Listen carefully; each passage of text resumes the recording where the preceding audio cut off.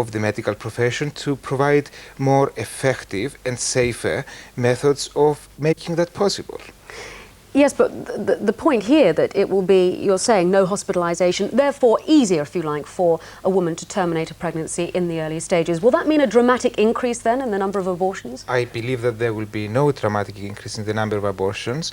It will be easier, and more resources will be spent in better counseling of the patients.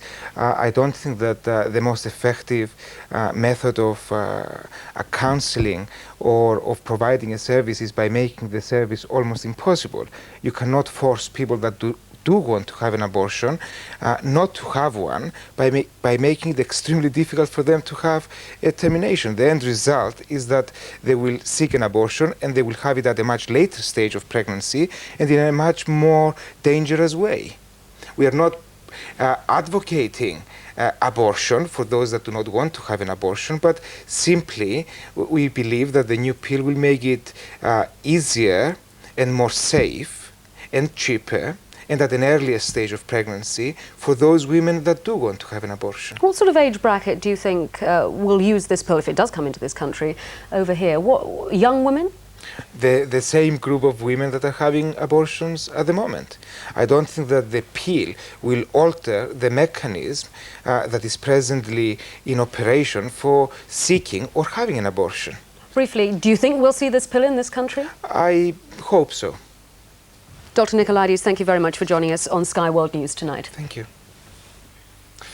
Photographs of the Moors murderer Myra Hindley receiving a degree in Humanities have rekindled the row over whether she should be released. A group that wants her freed, including Lord Longford and a Methodist minister, released the pictures of Hindley, claiming she was no longer a danger to the public. But the families of the victims have reacted furiously. These are the pictures that have outraged families of Moors murder victims. Myra Hindley in an academic gown receiving her Open University degree in the chapel of Cookham Wood Prison in Kent, where she's spending her 24th year in captivity. Hindley has spent hundreds of hours of study to pass exams in the humanities.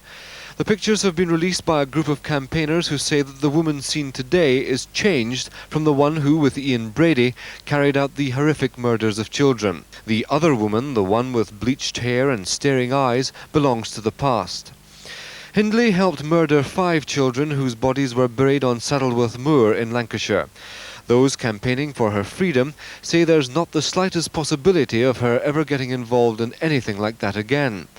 The truth now is that she's not dangerous, they say. She's a changed person, and I think the average person looking at these pictures will see that, and they will see that the way she's been portrayed over the years may have been true. I mean, she knows she was involved in something horrific as a late teenager, and she wishes she hadn't have been, but she was. She can't undo that. She'd like to undo it, but she can't. But we should, as a community, begin to learn to understand and forgive. That isn't the view of the victims' families. Mrs. Anne West, whose 10-year-old daughter Leslie Ann Downey was murdered, said Hindley was using every trick in the book to hoodwink the public. She should stay in jail forever. Mrs. West was today under sedation. And Mrs. Winifred Johnson, the mother of 12-year-old Keith Bennett, whose body has still not been found, gave her reaction. She's murdered kiddies, and for that she should suffer as much as I'm suffering. And the publicity being given to her at the moment with the degree award, what about that? Do you think she should be getting that sort of publicity? No. The publicity she should be getting should be that she's doing her level best to find Keith. And I hope she can hear this when she does get to it. And I'm telling her now, nothing has changed. And as far as I'm concerned, she's still a horror. And I want my son found. Until he's found, I'll never rest. The new pictures have also provoked an angry reaction from one of the directors of the Open University, who said the Myra Hindley freedom campaigners were exploiting the pictures at the expense of the victims' families. David Glencore, Sky News. Change of gear now. Let's go straight over and join Trevor Harris at the sporting desk. Trevor. Thanks very much indeed, Alison. Very good evening to you. First, some World Cup football news. Very important game tonight. Sweden have beaten Poland by 2-0 in their World Cup qualifying match. That's in Group 2. That's England's group. The game taking place in Katowice. That means that Sweden finished top of the group. They've got 10 points, and England finished second with 9. Both teams will qualify, but that result puts more pressure on the Cup organisers to seed Spain instead of England. As it stands, England's still seeded and they will still play in Sardinia. Well, things are not quite so cut and dried around the rest of the world. In Asia, for example, where there's still all to play for, China doing their cause a power of good today with a 1-0 win against North Korea. China's goal scorer may claim the credit for winning this match, but really his side's goalkeeper deserves all the praise. Time after time, Fu Yubing foiled the North Korean attack with a series of agile, at times balletic saves. As the rest of the side wilted under the pressure, Yubing kept his cool, bringing off his best save midway through the first half. But such resilience carries risks, and the keeper paid the penalty just before the break. It seemed the striker confused the goalkeeper with the ball. Either way, it was Yubing on the end of the kick, and he was poleaxed for several minutes. China had more of the game in the second half, but it wasn't until 7 minutes from the end that substitute Si Hu-shin got the goal, which leaves the Chinese third in their group with 4 points from 4 games. Well, news of one footballer in hot water tonight. Sunderland skipper Gary Bennett given a suspended prison sentence today for assaulting a policewoman. Bennett was a passenger in a car driven by a friend when they were stopped by police. An argument then developed. It ended with Bennett striking WPC Michelle Morris in the face and then kicking her in the legs. Well, Sunderland are making no comment tonight, but it's not expected that they'll take any further disciplinary action against the player. Well, events on the field tonight dominated by some really cracking Littlewoods Cup ties. Best games at Highbury, Arsenal against Liverpool. That game a 7:45 kick-off, 15 minutes time, and it is an all-ticket match, some 50,000 fans down there in North London. And needless to say, we'll have all the scores from that game and elsewhere around the country when you're next with me in an hour's time. Well, now cricket, and England were beaten by 6 wickets by India to end their good run of results in the Nehru Cup. England making a big enough total, 255 for 7 from their 50 overs, but then India's batsmen really went berserk, knocking off the runs with 11 balls to spare, Sharma ending 101 not out. And in the other matches, Australia beat the Minnows from Sri Lanka by 28 runs in Goa, and in Jullundore, the West Indies beating Pakistan by 6 wickets. They got home with 9 balls to spare. In rugby union, a less than convincing performance from the All Blacks this afternoon. They did beat Neath by 26 points to 15, but not before the Welsh champions gave them a scare or two. It took a pushover try from the lock Zinzan Brook to settle it 2 minutes from the end. But on a day when Welsh rugby did itself proud, a belligerent fan soured things by attacking referee Fred Howard afterwards. Howard wasn't hurt, but police have taken the man into custody. Well, now to tennis, and it seems as though time has caught up on British star Jo Jury, once ranked number 5 in the world. The Bristol girl was decisively beaten 6-2, 6-4 by the Austrian Judith Weisner in the Midland Championship at Brighton today. But Jury, who's now ranked 105 in the world, says there's no chance that she'll retire. In boxing, Sheffield's Harold Bomber Graham will have a 1.5 pound weight advantage when he defends his British middleweight title against Rod Douglas at Wembley this evening. Graham weighing in earlier today, bang on the 11 stone 6 pound limit. His trainer Brendan Ingle said, "You can give weight to mugs, but not to class." We'll see about that a bit later. But finally this hour, some top-class badminton for you. The South Korean world champions giving England a lesson in the first of a 4-match test series. The Koreans are the world's best. A resounding victory over China in May's World Championship, reinforcing their position at the top of the badminton tree. England needed a good start, and if anyone could provide it, it was Fiona Smith. The national champion had a tough match against Hwang Hae-young. She started well, bringing up 2 game points. But her Korean opponent weathered the storm to take both games and the first rubber. There was plenty of interest in the next match, which brought Stefan Pandya to the court. The 18-year-old schoolboy from Wolverhampton is one of the sport's rising stars. Pandya showed plenty of aggression and skill against Lee Jin Kwang. His more experienced rival had to save 2 game points before winning a tight match, 15-10, 17-14. The Koreans wrapped up the test when the former world doubles champions Park Ju-bong and Kim Moon-soo beat Steve Baddeley and Andy Good. The one English victory of the day came in the dead rubber, with Jill Clark and Sarah Sankey showing some impressive form. The four-match series moves to Southampton tonight. England will learn from their mistakes. Jason Dacey, Sky News. And our reporter Matt Lorenzo will be coming to you from Highbury live in the next bulletin for that Arsenal-Liverpool game. Kick-off at 7:45, but now it's Scott. Thanks very much, Trevor. Let's have a look at what the weather holds in store for us tomorrow. Cloud and rain, I'm afraid, will persist across the southern half of Ireland, along with northern England and Wales. The rain eventually reaching central parts this evening.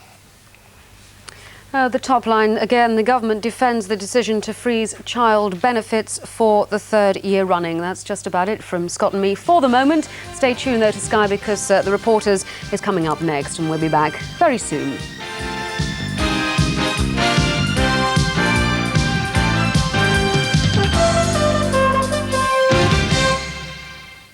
Training school, they say it's brains, not brawn, that counts. And heavenly music from the grave, how Rosemary Brown claims she is still in contact with the great composers.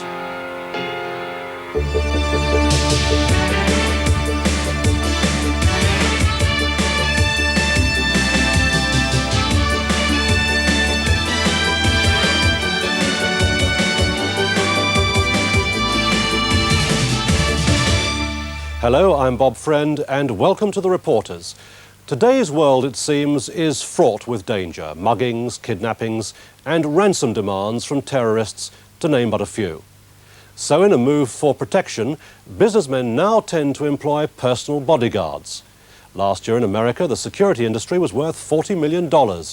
Cashing in on the market are a few select private schools, and they train their bodyguards in driving, self-defense, gun control, and a whole host of other skills.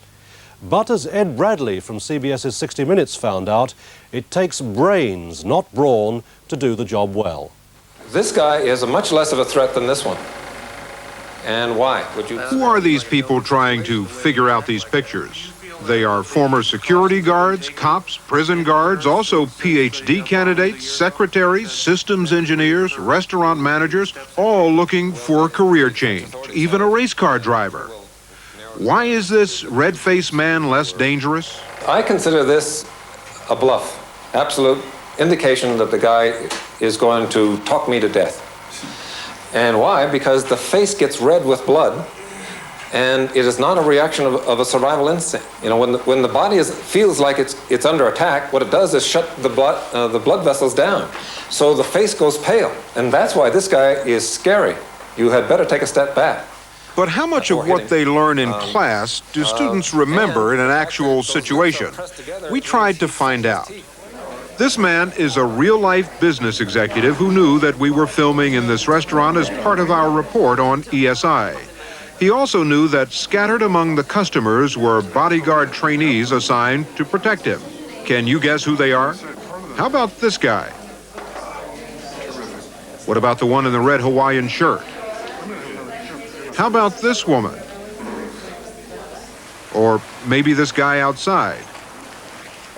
If you chose this man, you were right. If you chose the woman, you were right again. But if you chose the guy in the red shirt, well, he's just a waiter. And the man outside? He was part of our plan. No one knew we had set up a kidnapping.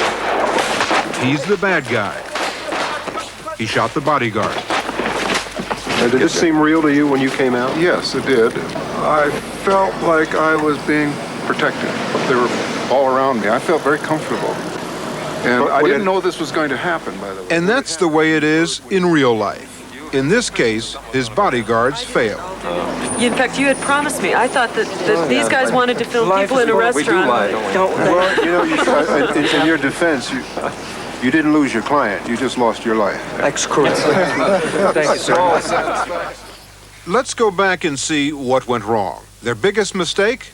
Nobody noticed the kidnapping. What's the obvious giveaway? He's wearing a heavy jacket in weather like this to do what? Conceal a gun that's this long. Bob Dugan runs ESI. He says his students left their client wide open while leaving the restaurant. The kidnapper shot the bodyguard here. If this had been for real, it would have been too late to throw himself between the executive and the killer.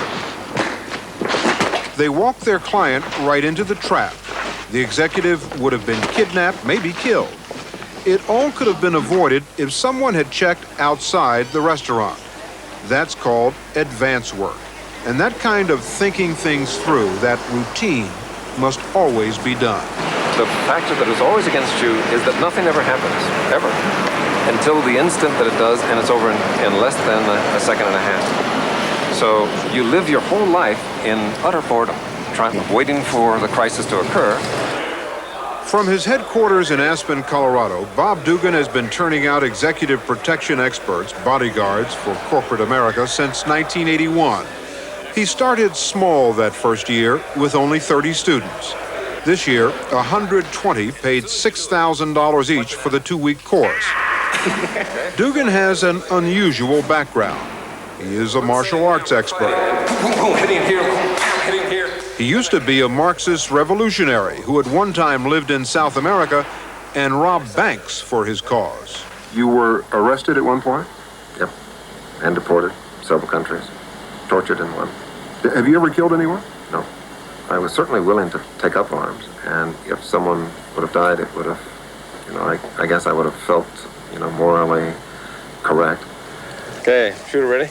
Walk. His dream of a Marxist utopia turned into a nightmare, and Dugan came home to the United States and capitalism. He found he could make a legitimate living from his revolutionary training. It's not required that you only shoot 3 shots, only required that you hit them. Blank. Even though they may never have to use a gun as a bodyguard, they have to be able to handle one before they can pass this course. You run around with a gun that won't shoot. Sorry. Huh? Apologize to the bad guys. Did you get mercenaries, gun enthusiasts? The whole thought of training gunmen or people who are fascinated by guns is repulsive. It is not what this, again, it's not what this job is about. People don't survive armed assaults. In fact, if a bodyguard has to draw his or her weapon, to some extent they fail. They've failed. They probably will also die. Experts say that about a third of the 3,000 terrorist attacks last year were aimed at business executives. So Dugan set up a series of training situations that mimic real life. Here, his students are protecting a businesswoman from a terrorist attack. I saw the tailman did not look behind him. I saw a fumble on a magazine The students who get good marks in these exercises could make starting salaries of at least $30,000 a year, and they'd be placed by ESI in companies like Johnson & Johnson and Apple Computer. The duties of a bodyguard can sound exciting with the travel that some of them get to do. What are some of the drawbacks? It must be a downside. Boring. You're always waiting for something to happen and it never happens. You do at times have to do things like, say, would you run down to the store or pick up the laundry, or sometime you have to walk the family dog? You bet. And if you're not careful, you'll end up the butler. And most definitely, these trainees will end up the chauffeur. But Dugan says for a good reason. 85% of all kidnappings occur in or around the car. Dugan set up his own course to teach defensive driving. Not your normal sort. His students learn to get their executives out of serious trouble. You can't be as good as it is possible to be good in weapon training, driving, martial arts, any of that stuff. It still is not enough. Before arriving in Aspen, the students have completed an extensive home study course to prepare them for the classroom. This is a picture of John Hinckley, seconds before he shot President Reagan. That's the dead giveaway. The eyebrows are curled down. They're learning to spot facial signs, what Dugan calls cues and tells. He's about the 3rd row back in that crowd, and everybody in that group is smiling. And in the back is this glower of John Hinckley. You can see it, that expression, and it is hatred, more correctly anger, It's the pressing down of the eyebrows, pressing together of the lips. It doesn't matter how big the crowd is. You can see it. Of course, you have to be looking for it. If you're not looking for it... You sort of wonder why they didn't see it. Until very recently, people in this field, the Secret Service, were not trained in identifying facial expressions. The 1985 TWA hijacking is studied. Dugan teaches his class to understand terrorist behavior. In this case, he reminded the class that one hijacker had not made it onto the plane, so the others were nervous. The stewardess noticed the sweating and the wringing in the hands and detected this fear, and she interpreted it as fear of flying. Now, if she had been trained, this might also be indicative of the fear of being caught. She could have gone to the air marshal and said, listen, these guys are acting a little bit peculiar. The whole thing might have played differently. That took place in the Middle East. But could it happen here in the States? Oh, goodness, yes. Both left-wing and right-wing terrorist organizations, we've just rid ourselves of most of the members of the Aryan nations who, had already targeted people like Henry Kissinger and Rothschild and Norman Lear. And they did, in fact, kill our radio announcer here in Denver, Colorado, simply because he was a Jew. Because of that, Dugan set up this scenario. These students are checking out this primitive mock-up. It's supposed to be the home of their boss, a Jewish executive. They don't know it, but waiting in the back rooms are two ESI instructors dressed in camouflage, posing as Aryan Nation terrorists. Okay, let's go. The two men in the red shirts are bodyguards. You seem to take extra care to make these scenarios seem as realistic as possible. If you teach people in a sterile classroom environment, people will absorb only so much. Everyone knows that this is kind of role-playing, but their heart rates are beating tremendously. They feel the necessity of responding to what, to them, becomes a real situation. All right, move out. Back here, take the barrel. Stop down! This time, the terrorists prevailed. What did the bodyguards do wrong? You were both focused this way and not down the hall. And what I want you to do is just assume the positions you were in and concentrate on that room again. This class didn't fare well. 3 out of the 23 failed, and of the 20 who passed, Dugan says he would recommend only 7 of them for jobs protecting CEOs. To your partner that you see. Okay, so I've probably hired more ESI graduates than any other single source. What's lacking in their training? I think there might be an overemphasis in those aspects that are seen as sexy. Firearms training, high-speed driving, karate. Kim Peterson is the bodyguard Dugan students want to be. Well-dressed, well-educated, he runs his own company and charges a basic rate of $800 a day plus expenses. Armed with the checklist, he's securing an airport for a client. If I could make a recommendation to ESI, it would be that they spend more time developing techniques on doing advances, both domestically and overseas, and handling some of the more tedious but important aspects of executive protection. But I don't know that sells slots in their school. What is advanced work? Advanced work involves sending an agent in advance of the arrival of a principal, of a protectee, to arrange the entirety of security. We'll go in and we'll run our antenna wires up so that we have radio communications. We'll set up portable security systems to make certain nobody can get into the suite. And at the same time, it means leaving 3x5 cards by telephones, not only in the bedroom, in the bathroom, so that he doesn't have to figure out how to make a domestic long-distance call. In addition to being the butler and the chauffeur, now the bodyguard is the secretary, scheduling hotels, airports, and restaurants. But Peterson makes a good living working for people like Henry Kissinger and Alexander Haig. You carry weapons in your line of work? Where we can. And you're licensed? It's impossible to get a permit for every state in the United States and to carry weapons overseas in many countries. What we have to do is finesse that point. You can hire off-duty police officers and others to augment your detail, and oftentimes that's more satisfactory than carrying weapons yourself. Have to fit together, and the people who are making money running these bodyguard schools, training these people, do we have a situation where they're creating the perception that there really is a need out there when there really isn't a need? I think the need is there.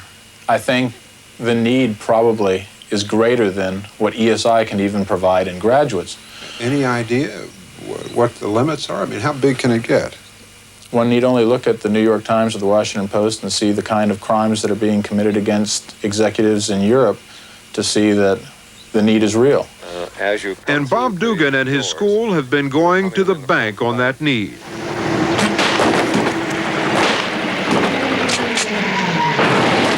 Last year, they took in nearly $1 million.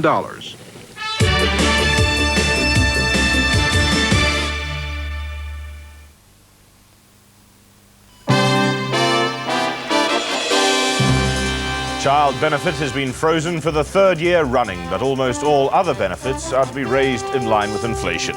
The government says it'll soon be necessary to consider the forced repatriation of the Vietnamese boat people in Hong Kong. Britain's biggest teaching union wants a 40% pay rise to equal European rates. And there's a new row raging over Moore's murderer, Myra Hindley. See you at 8. Before he lost consciousness, officers were able to locate the scene by listening to the sounds of their own police sirens over the victim's car phone. On arrival, the woman, 33-year-old Carol Stewart, could be seen slumped in the front seat of the car. Tragically, she died a short while later, but miraculously her baby survived after being delivered by cesarean section. The husband was in fair condition, and before being transferred to a nearby hospital, police tried to question him about the suspects in the shooting. That story will be seen on a future episode of Rescue 911, which airs on CBS on Tuesday nights. It will not, however, be broadcast this evening. And standing before a packed courtroom, Jim Baker claimed he had sinned, and Judge Robert Potter sentenced him to 50 years and $500,000 in fines. Jesus on the trams, Jesus on the buses, Jesus in the hotel. In his heyday, Jim Baker built a multi-million-dollar religious ministry that he tried to buy back even after being indicted for fraud. That's our dream. We call it our baby, you know. And we're very concerned about it. We want to see it make it. But the dream didn't happen. He was convicted of bilking followers of more than $100 million after promising them annual lodging rights at his PTL retreat for the rest of their lives, promises Baker knew he couldn't keep. During his trial, Baker and his wife have been living quietly here in Orlando, Florida.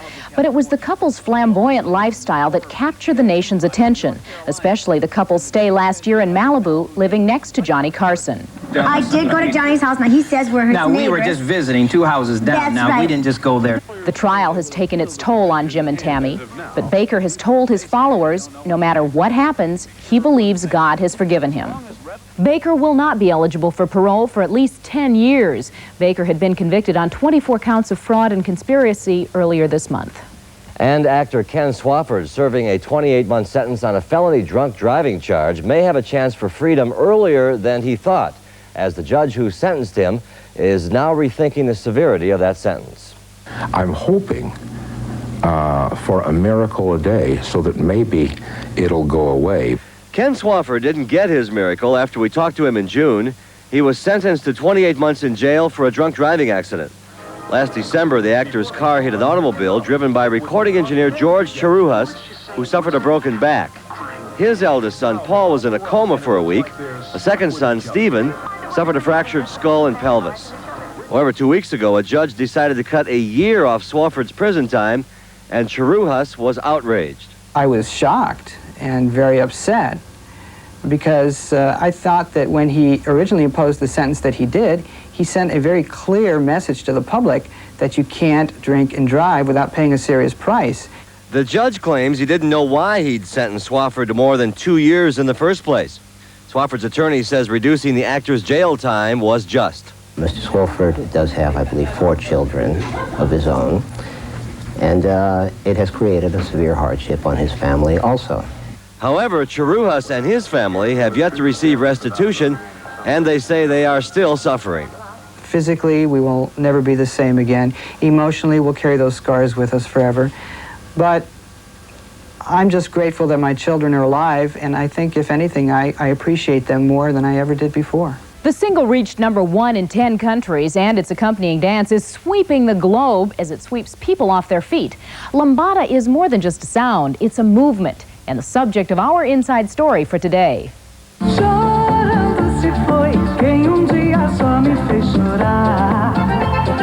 Number 1 in France, number 1 in Switzerland, number 1 in Israel, double platinum in Belgium.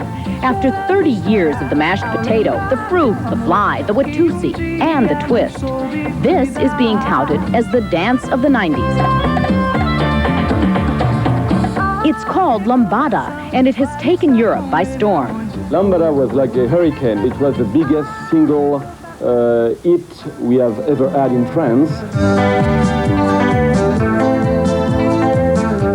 Lambada was discovered among the poor people of northeast Brazil. The French record promoters who found it say it has reunited couples in an erotic and sexy way that has literally set the continent on fire. It's a very sexy dance, and obviously it's bring back the men and the women together very close, very, very close. That means that for once the people go to club and they can seduce each other. There is little question that the dance lambada is a surrogate for sex. One loose translation claims to be hot loins, and the pounding rhythm and intricate body movements leave little to the imagination. I strongly believe that rock and roll is dead on terms of energy. This Latin version of Dirty Dancing first became big news this past summer when a French television network played the video some 250 times. And after it featured the dance on one of its most popular programs, Parisian yuppies began to jam clubs like Chez Felix. But not everyone is in love with lambada. One French music critic says that lambada is a one-hit wonder manufactured by the massive airplay on French television. It's everywhere. It's on TV several times a day. It's on the radio all the time. It's in nightclubs. The kids love it. But as soon as they stop forcing it, it will disappear. Naturally, the promoters disagree, claiming that lambada is not a fad, but a trend. I think that the people needed to be back together, men and women together, couples together. And that's the main thing, and the main explanation of the success of lambada. It's not a hula hoop, it's a real trend. Whatever lambada is not, it is definitely exciting, whether or not it's with one partner, 4 partners, or 8 partners. In an era when casual sex can lead to the disaster of AIDS, lambada's promoters claim the dance has a higher social purpose. Now people are maybe a little bit frightened about sex because of various reasons everybody knows. And I think lambada is safe sex.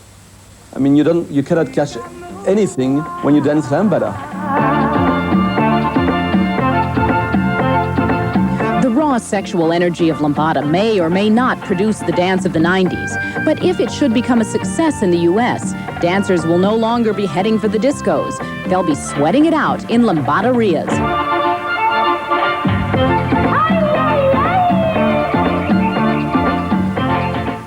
Jack Lemmon and Ted Danson have found a movie they can really sink their teeth into. It's simply called Dad and is about a family in crisis. It's also the subject of our exclusive movie preview. The mother and I used to enjoy having fun as much as anybody, but we just stopped doing the things we liked. I don't know why. Well, you should remember the fun things you used to do and you should start doing them. Jack Lemmon and Ted Danson star in Dad, the funny and tender story of Jake and John Tremont, a father and son drawn together by crisis. Wait, what do you mean you're scheduling him for release? Are you trying to tell me that my father is recovered? Well, no, of course not. But medically speaking, there's nothing more we can do for him. And we simply cannot hold hospital beds for patients who cannot profit from medical care. How would we know? He's never gotten any medical care. Danson decides to spend more time with his aging father, giving Lemmon a newfound zest for life, a course which baffles his wife, played by Olympia Dukakis. He keeps coming into my bed at night. He won't leave me alone. You know, when your father gets excited, police, priests, prayers, nothing is going to stop him. Oh, grow up. Danson uses this time to try and rekindle his strained relationship with his own son. We've been spending a lot of time together. Quality time, huh? They say it's good for parents and kids. And to come to grips with his aging father. Since I got out of the hospital, I have had such fun. The movie was written and directed by Gary David Goldberg, who created the long-running hit TV series Family Ties. Dad will be released in selected cities this Friday and nationwide on November 10th. The immediate concerns for Glenn Close revolve around her babies. First, there's her real-life one. Then there's the one she's trying to adopt in her new movie, Immediate Family. Lisa Gibbons is happy to report that both are doing fine. As Alex, the psychotic, spurned lover in Fatal Attraction, Glenn Close sent a collective chill through audiences across the country. Then she played another devious lady in Dangerous Liaisons. Those sinister, dark characters have ironically become very much associated with Glenn Close. I love it. I love it. I like those ladies very much. And if I got another offer for a wonderfully complicated, dark woman again, and it was wonderful, I'd do it in a minute. But in her new movie, Close's character is definitely sympathetic. In Immediate Family, she's Linda Spector, who, along with her husband, played by James Woods, desperately wants a baby. They find they can't have one, so decide to adopt. I mean, it's a big responsibility. You gotta be there all the time. Have you guys thought all about this? Yeah. Good. They take a pregnant 17-year-old into their lives while they await the birth of the baby. I thought after Fatal Attraction and Dangerous Liaisons, oh, here's a lovely, easy movie, but I found it as emotionally exhausting and demanding as those other movies because it is such a potentially traumatic situation. You're a mom, of course. Annie is a year and a half? Year and a half. How did being a parent affect your reaction to this script? I read it when I was pregnant. And I have two very close friends who went through this exact experience, so I had a lot to personally relate myself to this script. But having Annie has, I think it really made me understand the stakes, what was at stake emotionally. Do you think that your sort of dramatic flair will somehow become part of her personality? She already displaying some very disturbing dramatic tendencies. Bit like Mom. Yeah. But I mean, she's an incredible mimic. And Close will display her own dramatic tendencies in her latest role in Immediate Family. Lisa Gibbons, Entertainment Tonight. All right.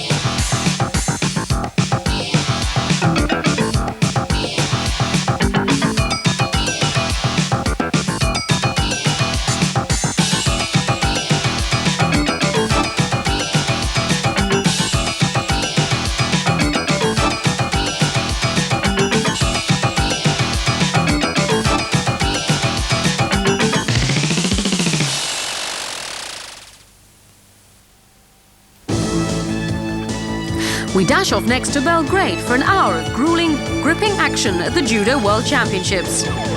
Both men's and women's events are featured, so watch this in just a moment. Then it's off to Antwerp for the dazzling European Communities Tennis Championships.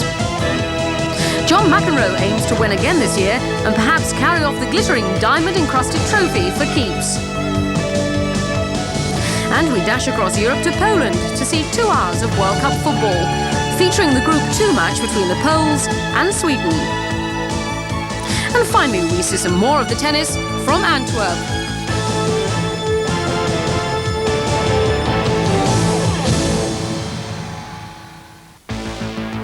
And tonight, it's back to the comedy with Rodney Dangerfield trying to curb his old bad habits in Easy Money.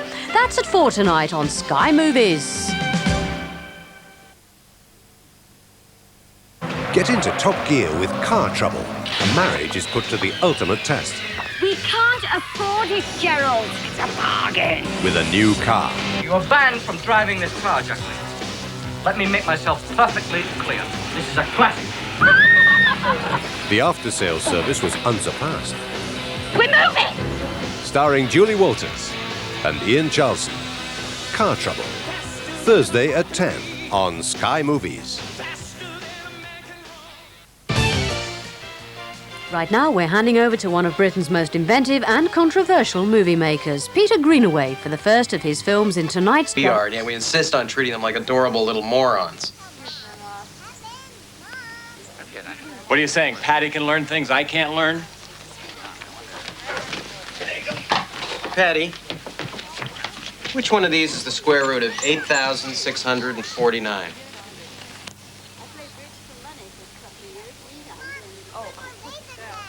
$93.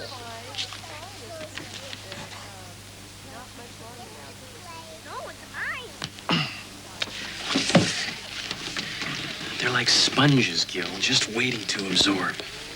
I want this. See? Take my advice. Forget about Kevin and Taylor. It's too late. Work on Justin. Actually, Justin is quite bright in his preschool class. He was the only... Slow down, Justin. I'll get you some dip. Steve Martin. I like the fact that it was emotional and funny, both. And a lot of the comedy came out of situations that are so common to everybody. It's pretty handy when you have someone and all you have to do is say, Steve, on this next take, I don't know, maybe you should just go a little funnier. And he says, oh, right, I got you. And you roll cameras and it's funnier. And, you know, that makes it pretty easy for a comedy director.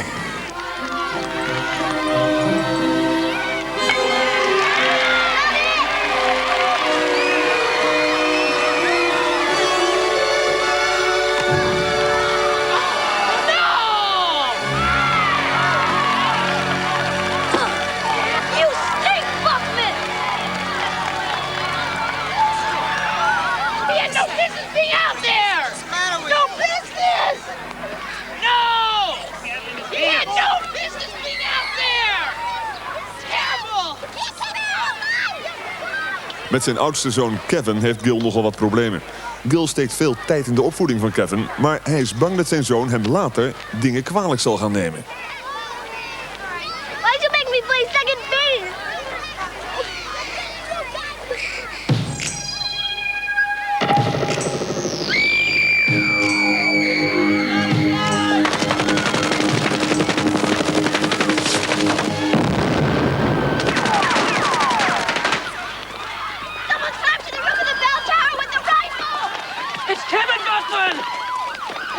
Totally screwed him up.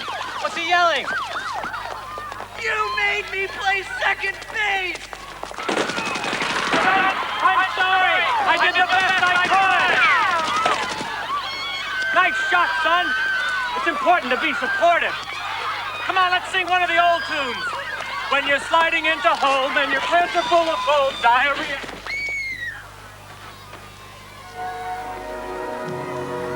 I hadn't been around children much in my life, really.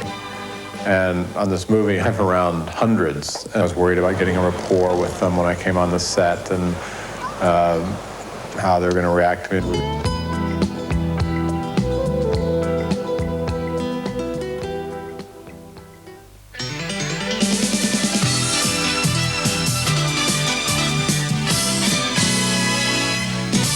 Onderhandelaars van PvdA en CDA eens over regeerakkoord. President Gorbachev aangekomen in Finland. Vlaamse schrijver Walschap overleden. Jaarboek van Amnesty International verschenen. Hoogbegaafde wetenschappers krijgen extra financiële steun. Het Veronique Avondnieuws met Jeroen Pauw en Loretta Schrijver. Goedenavond. De onderhandelaars van CDA en Partij van de Arbeid hebben overeenstemming bereikt over het regeerakkoord. Inhoudelijk weigerden De Vries en Kok mededelingen te doen, zodat hun fracties morgen als eerste het stuk... Minolta. Master.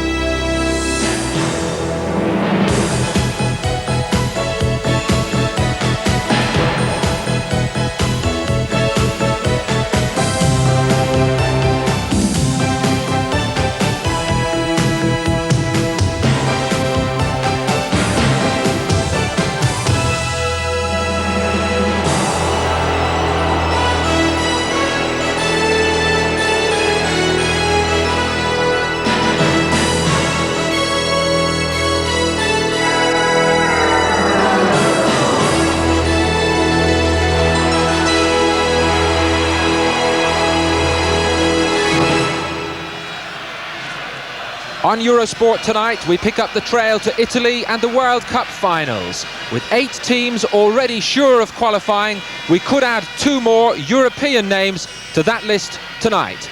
The action comes from Group 2. Sweden travel to Poland, needing just a draw to be sure of a place in the finals. The venue, the Slaski Stadium in Chorzów, well known as one of the most forbidding grounds in world football. While the formalities are dispensed with, let's take a check on the Group 2 table. England are already sure of their place in Italy. A win for Sweden would take them to the top of the table. It's been a tight battle most of the way in this group between Sweden and England, and it was their second meeting in Stockholm which proved the vital one. England needing a win to be sure of qualifying, and Sweden needing to take maximum points at home to throw the table wide open. Both keepers were in superb form. Beardsley and Lineker in the middle. Lineker! Oh, what a save by Ravelli! Barnes picked out Lineker. A pinpoint header. A marvellous reaction save by Ravelli. Enquist's pass. Could be something on here. Butcher missed his tackle. Oh, Schultz for the save.